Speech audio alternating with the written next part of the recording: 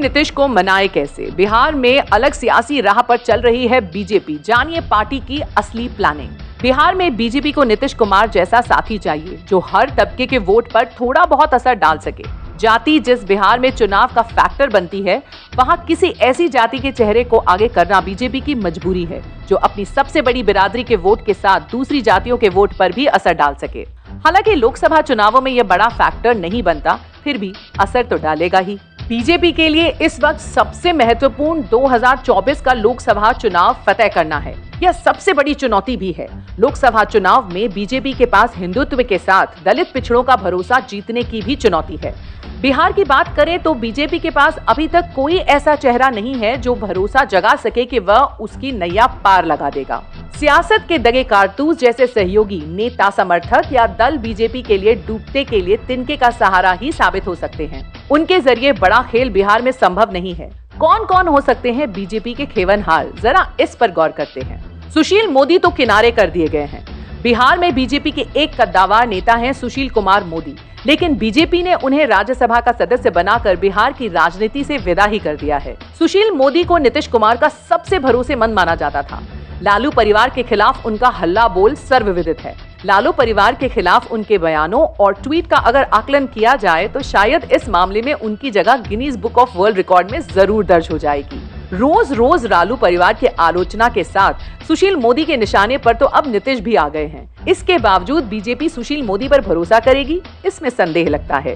BJP के पास love कुश समीकरण साधने के लिए सहयोगी उपेंद्र कुशवाहा और आरसीपी सिंह जैसे नेता जरूर हैं, लेकिन वे चुनाव नहीं जिता सकते। इसलिए बीजेपी उन पर दाव लगा सकती है।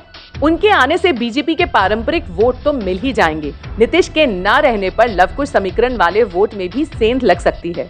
अब सवाल है कि बीजेपी को उनको कितना तरजीह देती है। उपवाद छोड़ दे, बीजेपी को यादव वोट कभी नहीं मिलते, इसलिए किसी यादव नेता पर बीजेपी दाव लगाने से परहेज करेगी। आरजेडी जब सख्त हाल था तब भी यादवों के 16 से 17% वोट उसे मिलते रहे हैं। यह 2015 और 2020 के विधानसभा चुनावों के प्रमाणों से स्पष्ट है। बीजेपी के भूपेंद्र यादव लंबे समय तक बिहार के प्रभारी रहे। इसके बावजूद यादव वोटरों को वे नहीं लुभा पाए। हालांकि यादव बिरादरी में दो दमदार चेहरे बीजेपी के पास हैं। इनमें एक है नित्यानंद राय तो दूसरे नंदकिशोर यादव। रामकृपाल यादव भी शुमार किए जा सकते हैं। इसके बावजूद बीजेपी इनमें किसी चेहरे को बिहार में अपने नेता के तौर पर उभारेगी, इसमें संदेह है। इसलिए कि जिस तरह मुसलमानों के वोट बीजेपी को कभी नहीं मिलते, उसी तरह यादवों के वोट भी आरजेडी के अलावा कोई दल अब तक झटक नहीं पाया। बीजेपी अगर सवर्ण नेता को सामने करती है तो इससे पिछड़े जाति और दलितों के वोटर बिदक सकते हैं। हालांकि नेता प्रतिपक्ष विजय कुमार सिन्हा खुद को खेवनहारों की कतार में आगे निकालने के लिए कम सक्रिय नहीं है। वे भी नीतीश और लालू परिवार के खिलाफ हल्ला बोलने में सुशील मोदी के साथ कदम ताल कर रहे हैं।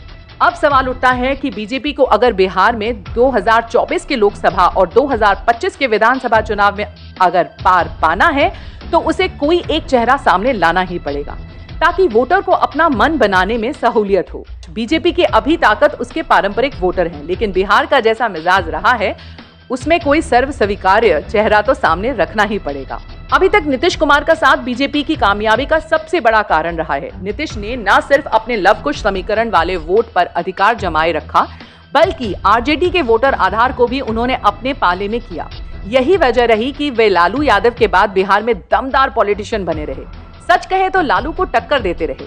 2015 ऐसा ही मौका है जब यह साबित हुआ कि लालू का साथ उनको फायदे में रख सकता है। अगर एंटी इनकम्बेंसी को फैक्टर भी माने तो नीतीश कुमार बीजेपी के साथ रहकर लव कुश समीकरण के 10 से 11% वोट थोक में ट्रांसफर करा सकते हैं। यही वजह है कि बीजेपी के लीडर नीतीश की खुलकर आलोचना नहीं करते। अनुजा चड्डा, लाइव न्यूज, पटना।